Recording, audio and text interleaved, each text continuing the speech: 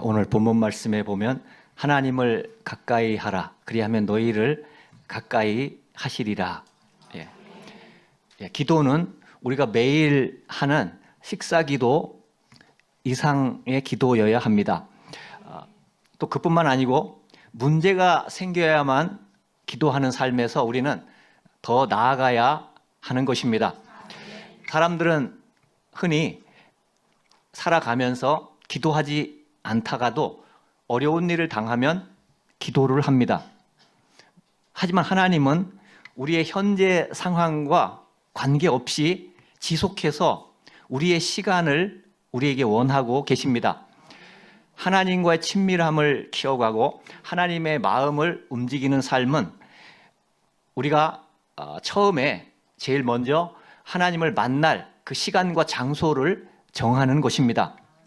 그래서 기도하는 습관을 우리가 만들어야 하는 것입니다.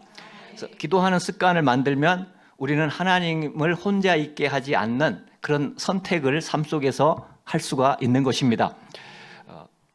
여러분의 마음을 하나님께 올려드리시기 바랍니다. 그럼 하나님이 너무너무 기뻐하십니다. 여러분이 뭐 슬픈 일이든 기쁜 일이든 그냥 마음을 하나님 앞에 올려드리면 하나님은 너무너무 기뻐하십니다. 그것이 하나님의 최고의 기쁨 중에 하나일 것입니다. 주님은 우리와 함께 하기를 원하고 우리와 함께 시간을 보내기를 원하십니다. 이렇게 형성된 기도의 습관만이 우리의 삶을 영구히 그런 믿음의 생활을 할 수 있게 만드는 것입니다. 주님과 함께 하고 싶은 마음의 소원을 가지고 주님과 대화해 보시기를 바랍니다.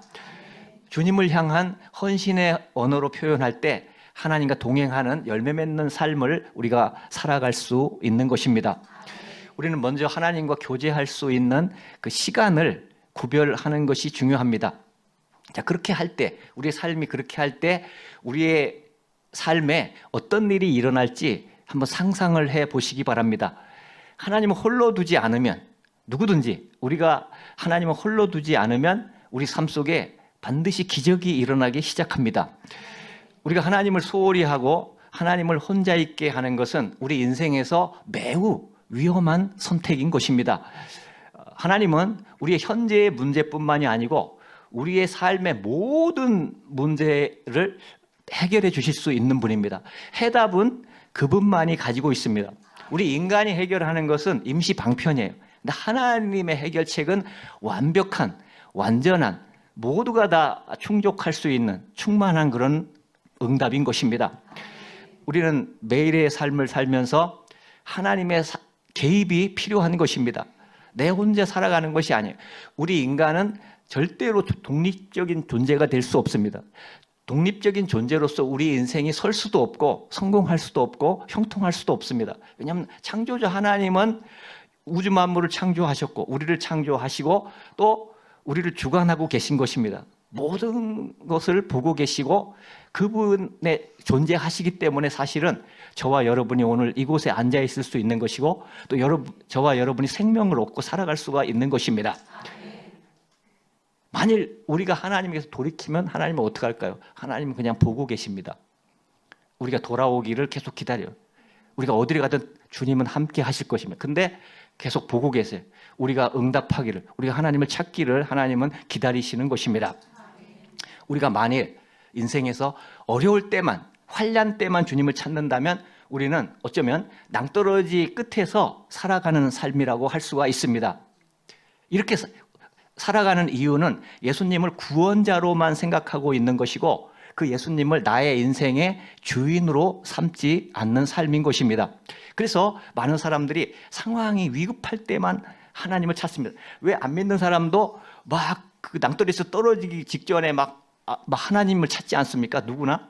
그래서 나오는 게 하나님을 찾아요. 그 상황이 나빠질 때만 많은 사람들이 하나님을 많이 찾습니다. 우리가 그렇게 산다면 언제 우리에게 올지 모르는 그런 환난을 우리는 기다리는 삶이 될 것입니다. 우리가 기도한다면 하나님께서 우리와 함께 하셔서 어떤 상황 속에서도 우리는 평안하게 승리할 수 있을 텐데 우리가 필요할 때만 찾는다면, 어려울 때만 찾는다면 우리는 계속 어려움을 기다리는 삶이 되는 거예요. 위기를 기다리게 되는 것입니다. 우리가 영적으로 더 올라가기 위해서는 삶의 비극이 우리의 기도의 동력이 되게 해서는 안 됩니다. 우리의 기도의 동력은 하나님과의 친밀함에 대한 갈급함이 기도의 동력이 되어야 하는 것입니다. 주님과의 정기적인 교제가 없는 삶은 주님이 보호하시는 그 안전한 손길에서 멀리 벗어나서 위험에 처할 수가 있는 것입니다. 그 날마다 우리가 기도하며 또 하나님께 헌신하는 삶을 통해서 우리 인생에 안전이 있음을 우리는 믿어야 하는 것입니다. 누가복음 11장 1절 예수께서 한 곳에서 기도하시고 마치심에, 예수님은 기도하셨다는 게 성경에 많이 나오죠. 예수님은 기도를 마치셔서 이 땅에 오셔서 제자 중 하나가 여짜오되 주여 요한이 자기 제자들에게 기도를 가르친 것 같이 우리에게도 가르쳐 주옵소서. 자, 이 말씀은 제자 중 그 하나가 기도에 대해서 예수님께 질문을 합니다. 주여, 우리가 어떻게 예언해야 합니까? 우리가 어떻게 복음을 전해야 합니까? 우리가 어떻게 기적을 행해야 됩니까? 이런 질문이 아니에요. 이런 질문이 아닙니다. 그 제자는 기도에 대해서 질문을 했습니다. 이 제자는 기도에 관해서 물을 정도로, 가장 중요하게 물을 정도로 갈급했습니다. 예수님의 사역에서 무리들은 영적으로는 굶주렸지만 육체적으로 생각할 때 그들은 예수님을 따라다닐 때 오병이의 기적을 행할 때 보면 육체적으로도 줄여 있다는 것을 알 수가 있습니다. 그래서 예수님이 무리들을 먹이실 때 기적이 막 일어납니다. 보리떡 5개 물고기 2마리로 5,000명을 먹일 때 아무도 떠나지 않아요. 한 명도 떠나지 않습니다. 전부 다 그것을 받아먹고 12광주리가 남았더라 이렇게 기록합니다. 그 많은 인원이 기적이 계속 일어나서 광주리에서 떡이 나오고 또 고기가 나와서 모두가 먹었습니다. 근데 한 사람도 떠나지 않았다라는 거예요. 남자만 5,000명, 여자와 아이들을 합치면 훨씬 많은, 한 2만 명은 성경학자들이 2만 명 이상은 된다고 그렇게 말합니다. 하지만 주님이 어떤 영적인 것에 또는 기도로 부를 때는 그 숫자가 줄어들었다는 것을 알 수가 있습니다. 자, 이것을 생각해 보면은 우리의 삶의 모습 속에서도 이런 모습을 쉽게 찾을 수 있지 않습니까? 그런데 하나님은 우리 안에 새로운 종류의 굶주림을 주시기를 원하십니다. 그것이 우리 안에서 개발되기를 원해요. 그것이 무엇입니까? 영적 굶주림, 영적 목마름이라고도 합니다. 그것이 우리 안에서 예수님은 개발되기를 원하십니다. 누가복음 11장 1절에서 나오는 한 제자는 이런 굶주림이 있었습니다. 그는 인생의 성공의 열쇠는 바로 기도에 있음을 이 제자는 알았던 것입니다. 하나님과 1대1로 독대하는 그 시간 속에서 우리는 진정한 기도를 배울 수가 있는 것입니다. 기도 생활에서 나를 드리기 시작할 때 우리는 능력 있는 기도의 비밀을 그때부터 배울 수가 있는 것입니다. 누가 가르쳐 줍니까? 주님이 가르쳐 주십니다. 성령님이 가르쳐 주시는 것입니다. 우리가 주님과 함께 있는 시간을 갖고자 우리가 노력을 하고 시작을 할 때 하나님께서 우리에게 가까이 이제 항상 계셔요. 내가 하나님의 등을 돌릴 때도 주님은 계셔요. 그런데 내가 요청할 때 가르쳐 주십니다. 내가 요청하는 기도를 들어주시고 내가 마음에 원하는 것을 하나님은 듣고 그것이 하나님이 기뻐하시는 것이면 어떤 것이든지 응답해 주십니다. 그래서 항상 기다리세요. 제자가 예수님께 기도를 가르쳐 달라고 했을 때 예수님은 머뭇거리지 않았습니다. 예수님은 단순한 3가지 주제를 통해서 성공적인 기도의 삶에 대한 기초를 말씀해 주셨습니다. 자, 누가복음 11장 2절에서 4절까지 보면 첫째, 예수님이 기도를 가르쳐줘요. 이 제자에게.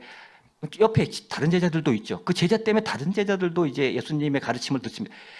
자기 자신을 위해서, 나 자신을 위해서 기도해야 함을 첫째로 가르쳐 주셨습니다. 둘째는 누가복음 11장 5절에서 9절. 그 다음 다른 사람을 위해서 기도해야 함을 가르쳐 주셨습니다.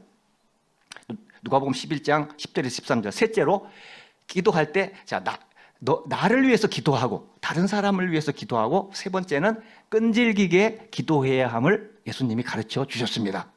자, 간단하지만 아주 기도에 있어서 너무나 큰 도움이 되는, 은혜가 되는, 정말 생명이 되는 그런 가르침입니다. 이 세 가지를 우리가 항상 생각하면 균형 잡힌 우리의 기도 생활을 할 수가 있습니다. 능력 있는 기도를 너무 복잡하게 생각하지 마십시오. 기도는 하나님을 실제로 붙드는 거예요. 실제로. 그냥 내가 말해서 앞에 계셨다 안 계셨다 뭐 졸았다 이게 이런 게 기도가 아니고 실제로 하나님을 내 앞에 두고 또는 내 안에 계시죠. 내 앞에 두고 그분을 붙잡는 거예요. 실제로. 그냥 머리로만 하는 게 아니고 실제로 그분을 만나서 붙잡는 것이 기도입니다. 주님은 사실 내게 실제입니다. 지금도 지금 이곳에 계십니다. 내 옆에 계시고 여러분 한 분 한 분 옆에 다 계셔요. 주님은.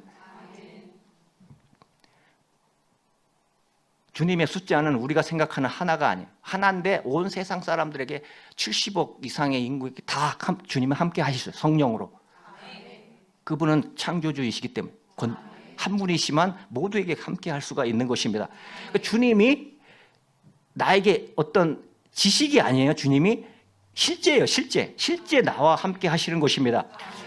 이 주님을 실제로 내가 붙들면 주님은 내 삶 속에서 실제가 되는 거예요. 내가 이론적으로 붙들면 삶 속에서 이론이 돼버려요. 힘이 안 돼. 능력이 안 돼. 실제가 안 돼. 주님을 실제로 붙잡으면 내 삶 속에서 주님이 실제로 역사하시는 것입니다. 주님과 이제는 그냥 기도한다는 머리의 개념이 아니고 실제로 함께 있는 시간을 가지십시오. 이게 진정한 기도인 것입니다. 그럼 주님이 그때부터 간섭하셔서 친절하게 가르쳐 주십니다.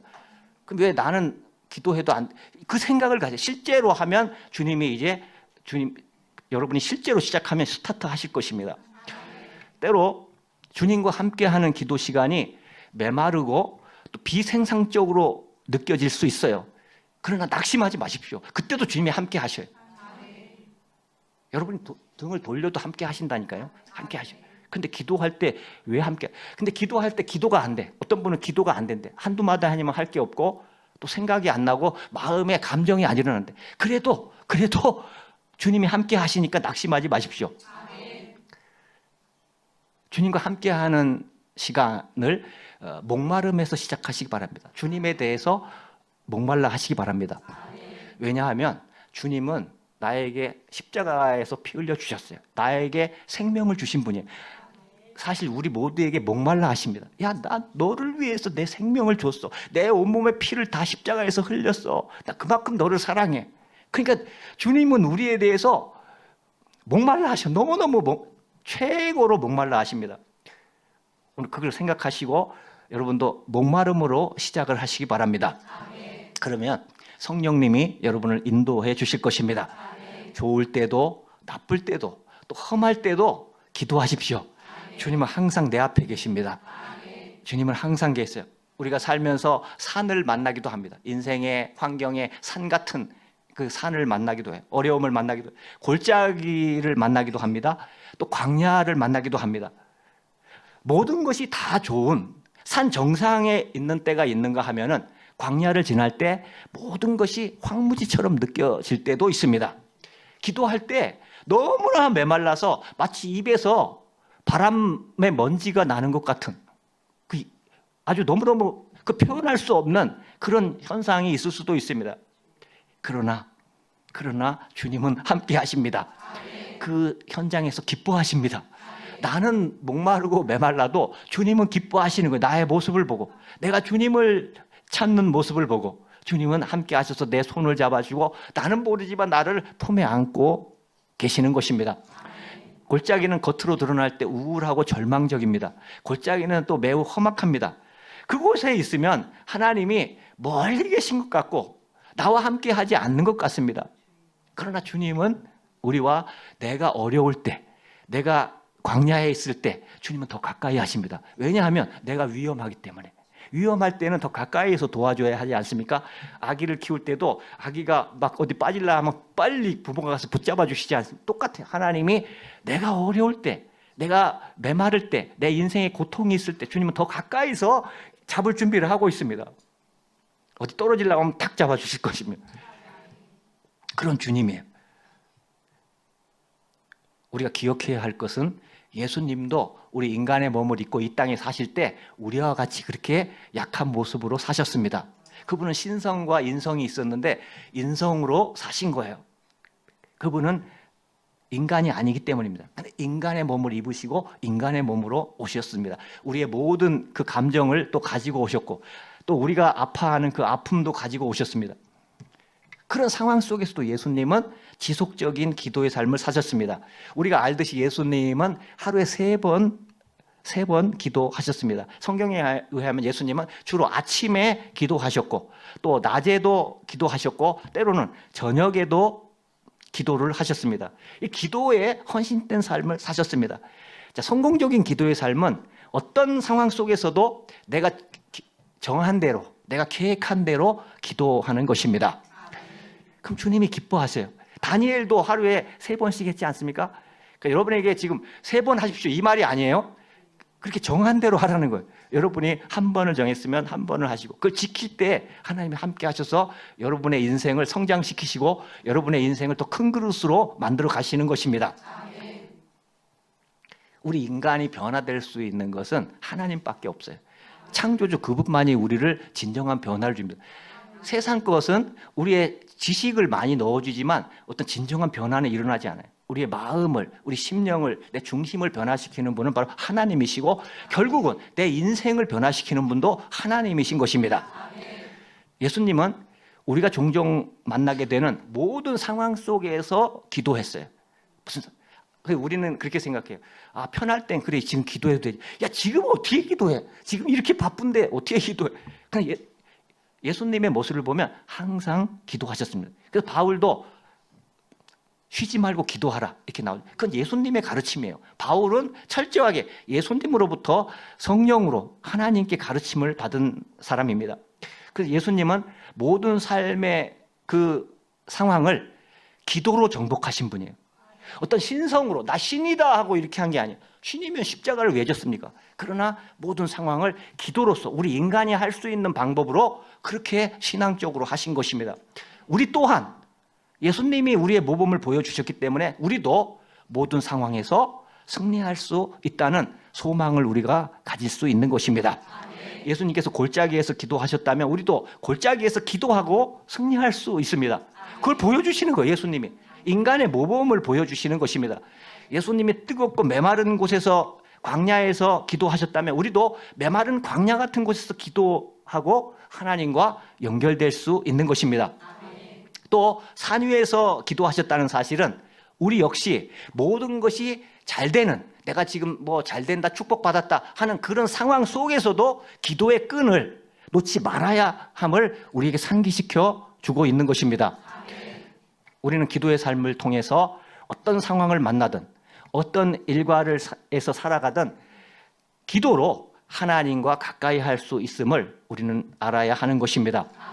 그래서 우리가 기쁠 때 또 슬플 때 험할 때 그 어떤 상황 속에서도 우리가 기도할 수 있고 그것은 십자가로 향하게 하는 우리의 인생의 이정표가 되는 것입니다. 그럼 우리는 승리하게 되는 것입니다. 많은 사람들은 모든 것이 잘 돌아가야 기도할 수 있다고 생각을 합니다. 하지만 상황이 바뀌었거나 환경이 편안하지 않다고 해서 하나님을 홀로 두는 것은 좋지 않습니다. 상황과 관계없이 기도에 헌신할 때 하나님 나라를 건설하는 돌파하는 인생이 될 수가 있는 것입니다. 거기서 차이가 나는 거예요. 좋을 때는 다 하나님 찬양하고 기도할 수 있어요. 그런데 고난이 올 때 어려운 상황 속에서 위기의 상황 속에서 누가 기도하느냐에 따라 사람이 이제 주님 앞에서 더 놀라운 은혜의 사람이 될 수가 있는 것입니다. 그래서 우리는 가장 인생의 메마른 순간에서도 우리가 주님을 좇아야 합니다. 왜냐하면 주님이 그때 우리를 더 보고 계세요. 그런 상황 속에서 주님을 찾으면 주님이 너무너무 기뻐하십니다. 아브라함도 그 어려운 시험을 이길 때 주님이 그것을 보시다가 그냥 축복을 막 쏟아붓잖아요. 내 이제야 네가 나를 경외하는 줄 알겠다 이렇게 말씀하시지 않습니까? 오늘 우리가 어떤 상황 속에서도 인내하며 견딜 때 우리에게 놀라운 보물을 하나님께서 주실 것입니다.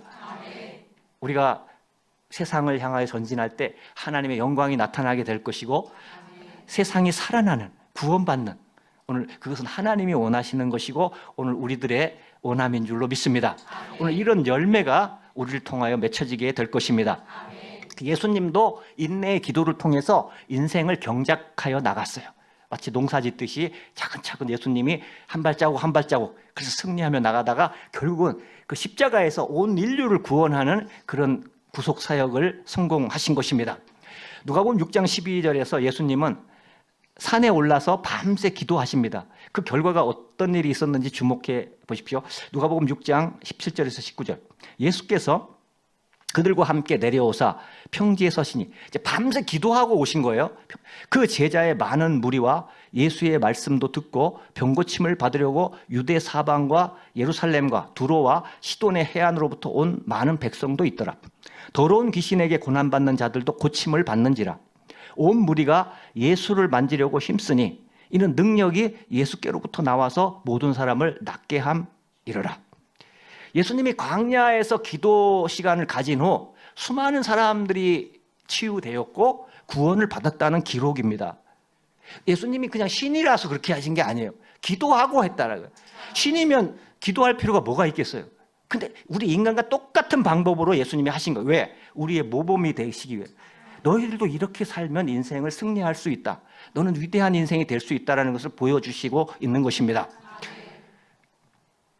우리도 예수님처럼 기도의 끈을 놓지 않는다면 하나님이 우리와 늘 함께 하시고 우리에게 필요를 채워주시고 주님의 능력을 나타내 주실 것입니다. 여러분 생각해 보십시오. 우리에게 주님이 세상을 구원하라고 이렇게 하는데 영혼들을 구원하라고 하는데 우리가 어떻게 사람을 구원해? 인간이 인간을 어떻게 구원합니까? 주님이 함께 하셔야 구원하는 거예요. 기도할 때 주님이 우리와 함께 하셔서 세상을 구원하게 하시는 것입니다. 주님이 나타나시는 것입니다. 예수님이 그래서 내 집은 교회, 성전을 말해요. 내 집은 기도하는 집이 되리라 이렇게 말씀하죠. 굉장히 이게 중요하고 의미심장한 말씀입니다. 예수님이 무엇이 될 거라고 하셨습니까? 주의 집을 기도의 집이라고 부르셨습니다. 하나님이 이름을 지어 부르실 때는 그 안에 그 주님의 진심이 담겨 있습니다.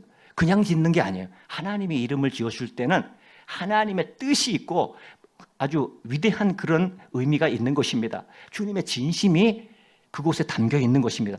당연히 이 말씀에는 주님의 진심이 담겨 있는 것입니다. 주님은 주의 집, 이 교회를 수많은 표현 중에서 기도의 집이라고 부르셨습니다. 잘 생각해야 합니다. 자, 주님이 이 교회를 복음 전도의 집이라고 우리 생각에는 그렇게 지었어도 될 것 같은데 그렇게 짓지 않고 기도의 집이라고 지었습니다. 또 찬양과 경배의 집이라고 좋아하면 또 그렇게 짓고 싶은데 기도의 집이라고 했어요. 또 가르침의 집, 자기 원하는 대로 축사의 집, 예언자의 집, 사도의 집, 뭐 좋은 이름 많지 않습니까? 근데 기도의 집이라고 졌어요. 주님의 집은 좋은 프로그램을 만드는 집이 아닙니다. 그 모든 것 다 중요해요. 다 필요해요. 근데 주님은 주님의 집을, 교회를 기도의 집이라고 부르셨다라는 것입니다.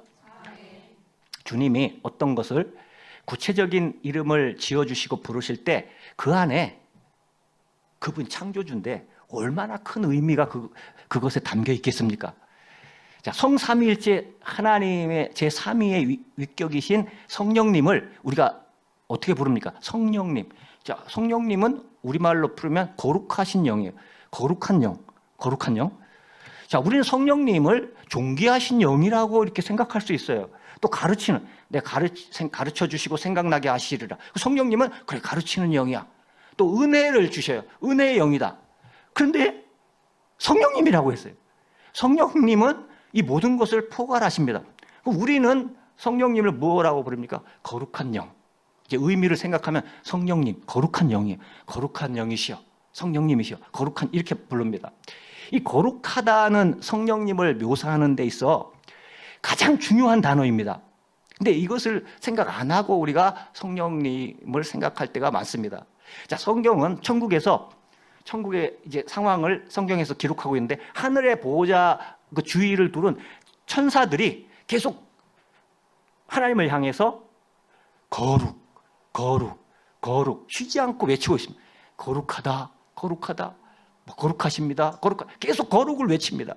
그래서 하나님이 그분의 영이신 성령님에 대해서 우리가 기억하기를 바라는 가장 중요한 속성이자 성품이라는 거예요. 그것이 바로 성령님, 거룩한 영이라는 것입니다. 자, 그러면 예수님이 주님의 집을 이름이 많은데, 좋은 이름 우리가 생각할 때 많은데 기도의 집이라고 부르는 것은, 자, 쉽게 기도가 가장 중요하다는 것을 말씀하고 있지 않습니까? 그렇습니다. 주님은 교회를 기도의 집이라고 하셨는데, 만일 교회와 성도들이 기도를 안 하거나 기도가 부족하다면 주님이 얼마나 섭섭하고 슬프겠습니까? 교회를 기도의 집이라고 계속 주님은 말씀하셨는데 교회가 교회되지 못하면 주님이 얼마나 슬프시겠습니까? 교회와 성도들이 그 주님의 말씀을 무시하고 기도를 충분히 하지 않는다, 막 활동만 하고 행사만 많이 한다면 기도하죠. 그 교회는 주님이 주신 사명을 잃어버린 교회가 아니겠습니까?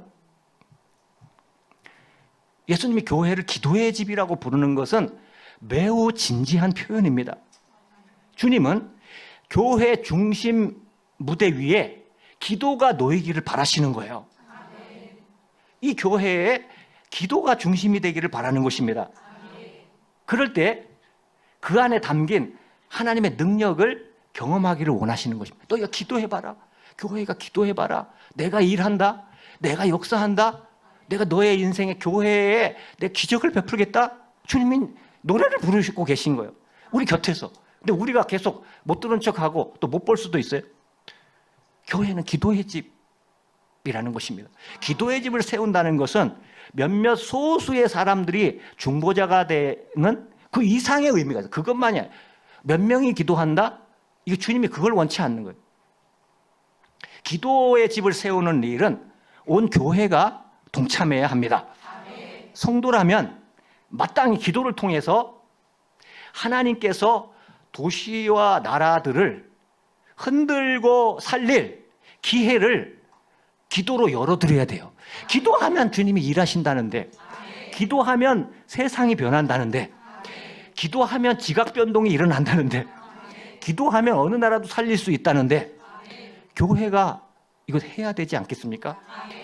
교회가 기도의 집이라고 하는 의미가 뭡니까? 바로 그것 아닙니까? 너희는 작은 교회가 아니야. 너희는 세상을 살릴 수 있는 교회야. 세상을 살릴 수 있는 성도야. 위대합니다. 교회는 위대합니다. 성도는 위대합니다. 그 기도의 집이라는 의미를 깨달을 때 위대해지는 것입니다. 그리스도인에게는 공동체 기도와 개인 기도가 근본이 됩니다. 우리가 기도로 하나님을 홀로 두지 않을 때 그 교회는 참된 부흥의 역사가 일어나게 될 것입니다. 그것을 깨닫는 것이 중요한 것입니다. 그래서 마침내 예수님이 나의 집은 기도의 집이 되리라고 말씀하신 바를 그 교회는 이루게 될 것입니다. 자, 하나님을 홀로 두지 않는 거 이제 이해는 가요. 그래, 내가 내 곁에 계신 하나님을 홀로 두지 않아야 되겠다. 그럼 내가 아는 척을 해야 되겠다. 내가 만나야 되겠다. 근데 행동으로 옮기기는 쉽지 않습니다. 종종 우리는 기도의 영역에서 무너지고 또 무너집니다. 이로 인해서 우리가 하나님께 실망하게 될 때가 있어요. 그럴 때 우리는 기도를 포기하기 시작합니다. 자, 이 같은 실패를 반복하기보다는 아예 피하는 길을 내가 택해야 되겠다. 기도하던 사람도 이게 뭔가 자기 생각대로 안 될 때 아예 내 마음이 상하는 것보다 아예 이 기도를 하지 말아야 되겠다. 이렇게 생각할 수도 있습니다. 하나님이 나에게 화가 나셨나? 이런 생각을 할 수도 있습니다. 나는 실패자인가? 이런 생각이 들 때 기도에서 자꾸 도망가려고 하는 것입니다. 하지만 여러분, 힘을 내십시오. 우리에게 소망이 있습니다. 그런 하나님 아니에요. 우리가 하나님을 잘못 해석하고 있는 것입니다. 하나님은 사랑의 하나님이고 내가 언제든지 돌아올 때 주님은 나를 붙잡아 주시고 품어 주시고 또 나를 통해서 역사하시는 것입니다. 아담과 하와도 비슷한 감정을 경험했습니다. 창세기 3장에 하나님이 이제 날이 서른할 때 아담과 하와와 교제하기 위해서 이제 항상 나타나셨습니다. 자, 하나님은 지금도 우리와 교제하기를 원하십니다. 창세기 3장에서 아담과 하와는 하나님이 금하신 나무의 열매를 먹음으로써 하나님께 죄를 범했습니다. 그 즉시 하나님의 임재로부터 피하려고 했습니다. 자신을 가리기 시작했습니다. 자신을 가리는 것은 또 다른 하나님을 홀로 두는 것입니다. 내가 만약에 뭘 잘못했을 때 내가 하나님을 찾으면 하나님께 그것을 말씀드리고 하나님 제가 이제 그걸 잘못했습니다 하고 하면 하나님이 용서해 줍니다. 근데 그것을 포기하고 그냥 보편적으로 많이 잘못했을 때 하나님을 피하려고 합니다. 하나님을 그냥 만나면 되는데 말이죠. 자, 또 다른 방식으로 하나님을 홀로 두는 그런 행동을 하기가 쉽습니다. 왜 그랬습니까? 그들에게 수치심이 생겼기 때문에. 전에는 안 그랬어요. 죄를 짓기 전에는 수치심이 없었는데 죄를 짓고 나니까 그 처음 겪는 그런 느낌인데 수치심이 생기는 거예요. 정말 창피하고 하나님 앞에 설 수가 없는 것입니다. 전에는 벌거벗었는데 하나님의 임재가 그들을 덮었기 때문에 그 에덴 동산에 벗었는데도 천국같이 살았어요. 주님과 함께 산책했어요. 근데 갑자기 그들이 죄를 짓자 자신의 벌거벗은 것이 창피했습니다. 수치심을 갖게 된 것입니다. 그래서 하나님을 피해서 이제 그들을 감추는데 무화과 나무 잎을 따서 자기 자신을 이렇게 가렸습니다. 근데 무화과 나무 잎이 그들의 가림막이 되어서 하나님의 임재와 그들 사이에 놓이게 된 것입니다. 그들이 하나님을 붙잡으면 되는데 내가 그것을 실수했습니다, 잘못했습니다 하고 아뢰고 용서를 받으면 되는데 그냥 무화과 나무로 하나님을 만나지 않으려고, 보지 않으려고 가렸습니다. 사람은 그렇습니다. 내가 죄를 짓고 나면 하나님을 곁에 두기를 싫어합니다. 그렇다고 하나님 떠나는 거 아니에요? 근데 자기 혼자만 그렇게 생각해요. 싹 이렇게 고개 돌려서 하나님 없어 하고 이렇게 다니기를 원합니다. 내가 이제 올바로 될 때 나는 하나님을 만날 거야. 이게 사실 위험한 것입니다. 그래서 무화과 나무 잎이라는 것은 자기 자신을 정당화시키려는 의예요. 내가 정당하다, 내가 옳다라는 것을 나타내기 위한 그런 행위인 것이 무화과 나무 잎은 그것을 상징하고 있습니다. 그래서 우리는 하나님 앞에 갈 때 무화과 나무를 가지고 나는 깨끗합니다, 나는 거룩합니다 이렇게 가려놓고 이렇게 나오면 안 됩니다. 나의 의를 내세우면 안 돼요. 오히려 하나님의 보혈의 은혜를 여러분 붙잡으시기 바랍니다. 우리는 보혈로 깨끗해지는 것이지 나의 생각이나 나의 의로 주님 앞에 의로워지는 것이 아닙니다. 하나님은 그냥 나오라는 거예요. 수고하고 무거운 짐진 자들아 다 내게로 오라. 내가 너희를 쉬게 하라. 수고하고 무거운 짐이 뭡니까? 세상에서 죄도 짓고 실망도 하고 또 배신도 당하고 이런 모든 것을 가지고 주님 앞에 나오면 우리를 쉬게 하시는 하나님이십니다. 우리를 품어주시는 것입니다. 여러분, 만일 죄가 있다면 회개하십시오. 주님은 그 자리에서 용서해 주십니다. 그 자리에서. 누구라도 성경에 보십시오. 다윗도 그 자리에서 회개하니까 그 자리에서 용서받지 않습니까? 마찬가지예요. 누구나 오늘 저와 여러분도 우리가 혹시 죄를 지었을 때는 그냥 주님 앞에 나와서 회개하십시오. 그럼 깨끗하게 그 자리에서 용서받습니다. 그리고 안 지은 사람처럼 하나님이 대해 주셔요. 죄가 있습니다 하면 너 언제 죄 지었냐? 나 너의 죄를 용서했다. 그 성경에 보면 죄를 도말해 주셨다고 이렇게 말씀하는 것입니다. 우리는 이제 무화과 나무를 가지고 살 필요도 없고 그것을 가지고 주님 앞에 나올 필요도 없습니다. 우리가 기도 시간을 건너뛰었거나 또 삶의 중심이 무너졌을지라도 우리는 주님 앞에 나올 수 있기를 바랍니다. 우리가 변명하기보다는 마음을 열고 주님 앞에 나오시기 바랍니다. 실패한 순간에도 주님은 기다리고 계세요. 난 너를 일으켜 세우겠다. 우리가 망했을지라도 그래 잘 왔어. 나는 너를 일으킬 수 있는 사람이야. 너 인생을 성공하게 할 수 있는 사람이야. 주님은 못하실 일이 없는 것입니다. 우리는 하나님의 자녀입니다. 다시 일어나서 하나님의 도우심을 구하시기 바랍니다. 자, 이런 단순한 발걸음이 우리 삶에 자리 잡기 시작하면 주님을 홀로 두지 않는 지속적인 기도의 삶이 우리 삶에 자리 잡게 될 것입니다. 습관이 중요해요. 자꾸 내가 많이 하는 습관을 우리는 하게 됩니다. 인간은.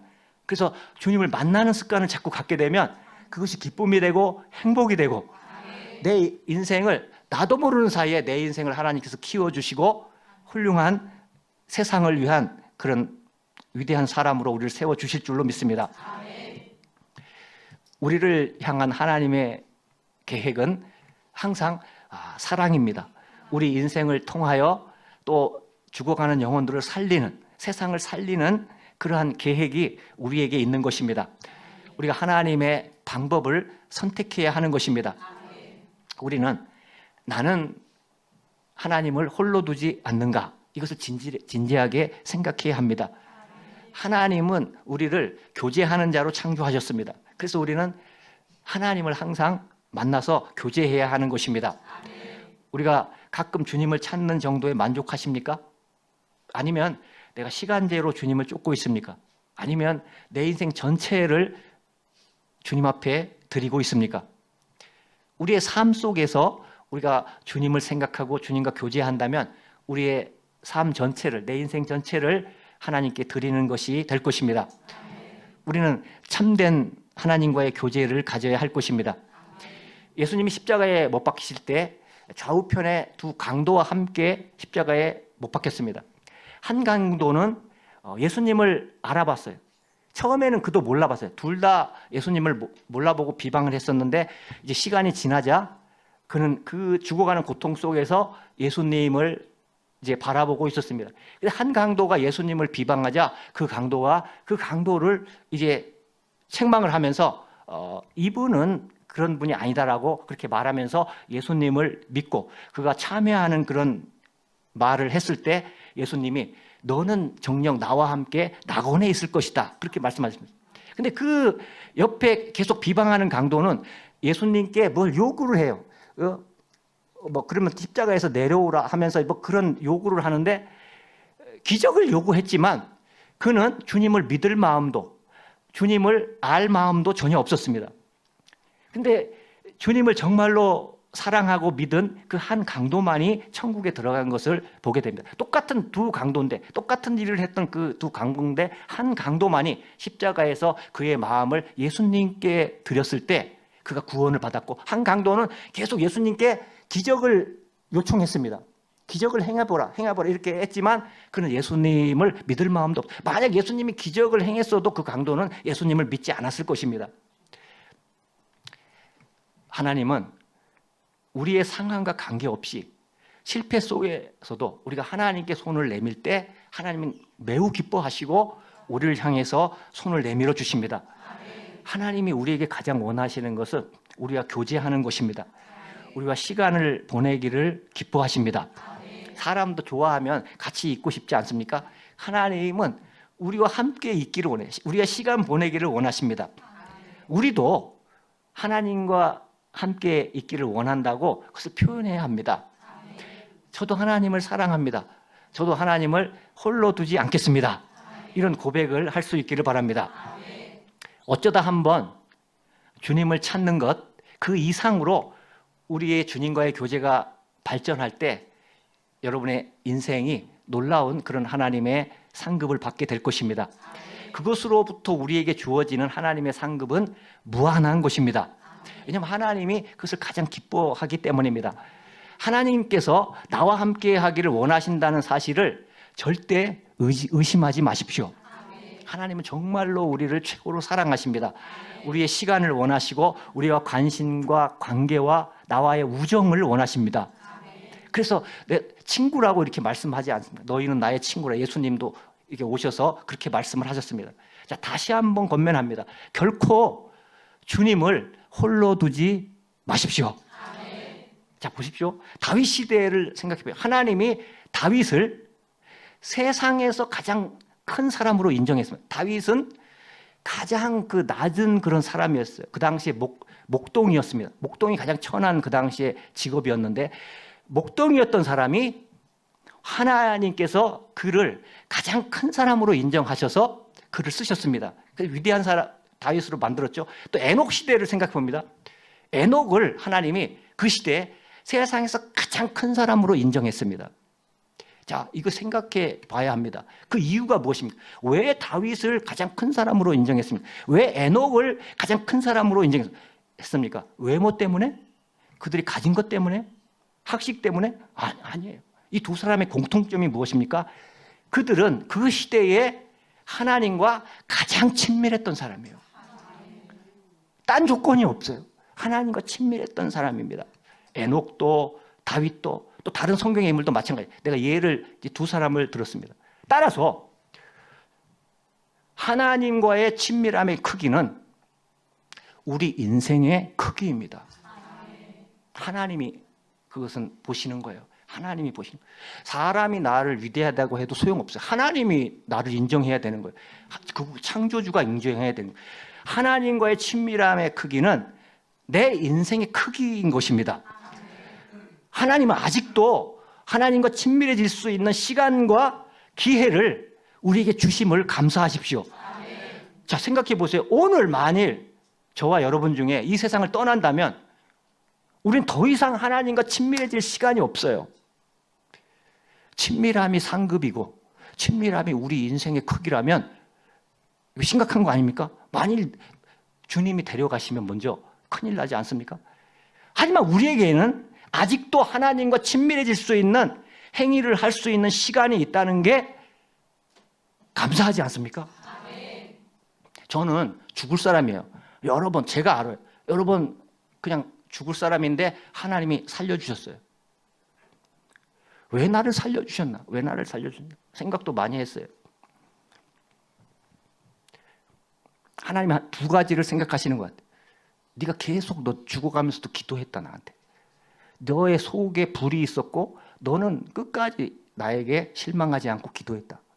그래서 주님이 위기 때 저를 살려주셨다고 하고, 그리고 너는 이제 말씀을 전해야 된다. 말씀. 너에게 말씀의 불이 있으니까 말씀을 전해야 돼. 그래서 이제 크게 보면 그 두 가지로 그랬던 거예요. 이제 뭐 다 여러 가지 더 있을 수 있겠지만 하나님이 저에게 이제 느끼고 깨닫게 해주시는 것은 그 두 가지인 것 같습니다. 아플 때에도 하나님께 기도하는 게 그게 친밀함이 있었다라는 거예요. 계속. 저는 어떨 때는 하나님이 나를 데려가시나 보다 이렇게 생각할 때도 많았어요. 그러면 제가 두 가지를 생각했어요. 하나는 주님이 데려가시면 가겠습니다. 어차피 저는 군대에서도 제가 위험한 데 들어갔기 때문에 거기서도 죽을 각오로 주님 앞에 오늘도 주님이 데려가시면 저는 그냥 천국에 가겠습니다.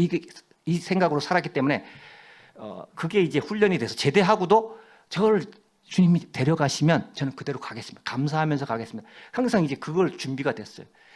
근데 어느 날 이제 제가 하나님 앞에 기도를 하더라고요. 주님. 근데 나중에는 무슨 기도까지 했냐면, 주님, 제가 그냥 믿음으로 그게 나오는 거예요. 제가 20대로 돌아가겠습니다. 그때 군대의 모습으로 돌아가겠습니다. 이 기도를 한 거예요. 그러니까 이게 말이 안 되는 거예요. 그래서 내가 그거를 교인들한테, 여러 사람한테 나도 모르게 했어요. 그랬더니 표정이 안 믿는 것 같아요. 표정. 근데 내가 또 나와. 그래서 또 했어요. 그래서 제가 갑자기 일어났어요. 60대 즈음에 제가 일어났어요. 그 제가 지금 사실 그때 과거하고 제 이제 유튜브에 보면 아주 옛날은 아닌데 그래도 어느 정도 몇 년 이렇게 보면은 그때 거의 지금 지금 보면 그때의 모습이 아니에요. 그래서 저도 모르겠어요. 그때 모습하고 지금 모습하고 보면 유튜브에서 벌써 달라요. 근데 일부러 안 없애요. 그런 그 역사가 하나님이 해주신 거기 때문에 계속 옛날 것도 놔둡니다. 그러니까 다른 분들이 제 거 보다가 목사님 옛날엔 너무 달라요. 근데 저는 거울을 안 봤어요. 거울은 믿음이 떨어졌어. 거울 보면 죽을 것 같으니까 완전히 40kg대로 떨어졌으니까 거의 이제 얼마 안 남은 사람 같아. 그래서 안 보고 믿음으로 살자.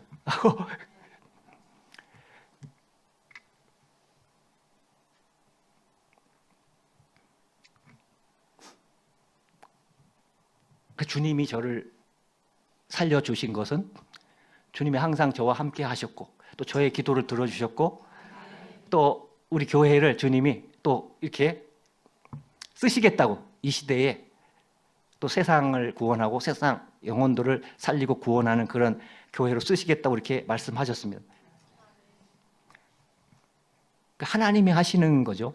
우리는 기도하면 하나님이 우리를 도구로 쓰시는 거예요. 오늘 우리가 이 세상을 떠난다면 하나님 앞에 누구든지 갈 수 있잖아요. 하나님 앞에 섰을 때 하나님이 너는 나와 친밀했었다고 하나님께 인정받을 수 있겠습니까? 저와 여러분을 한번 생각해 봐요. 내가 오늘 주님이 불러서 가면 과연 내가 하나님 앞에 그런 인정을 받을 수 있을까? 너는 나와 친밀했었다. 이제는 우리가 저와 여러분이, 저도 포함돼, 저와 여러분이 인생의 기회를 놓치지 맙시다. 날마다 하나님과 친밀해집시다. 더욱더 친밀해지십시오. 하나님과의 친밀함의 크기가 오늘 우리 인생의 크기인 것입니다. 기도하시겠습니다.